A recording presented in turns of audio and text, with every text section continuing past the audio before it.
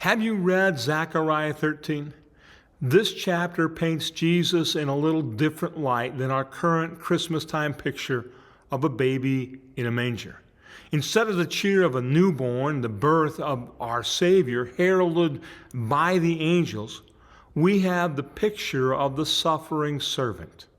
Though it is not an unfamiliar theme, I had to reread the text to see the mention. It is amazing to see all the references in Zechariah to the Jesus we celebrate.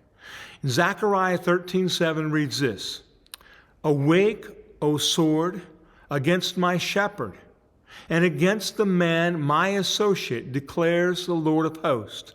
Strike the shepherd that the sheep may be scattered, and I will turn my hand against the little ones." Zechariah was speaking of a time to come, the prophecy God had given to him. He spoke this to a people who had returned from exile and were struggling to rebuild the temple and their relationship with God. In the reference notes, we see the link we might otherwise have missed. Jesus himself quoted this to his disciples as he was headed to the cross, and we find that reference in Mark 14:27. Then Jesus said to them, "All of you will fall away, because it is written, I will strike the shepherd, and the sheep will be scattered." And that's exactly what happens. Jesus uses what we know as an Old Testament reference from Zechariah to inform the disciples of what was about to happen before it occurred. God was carrying out his plan of redemption long before we saw it happening.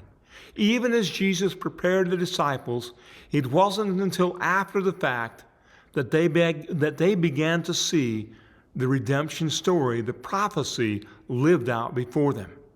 In a world that looks far removed from the pages of the Bible story, we know that God continues to execute the next steps of a redemption story that includes the resurrection.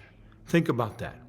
Keep reading, encourage others to read, and expect to find more gems to help us live like Jesus. Thank you.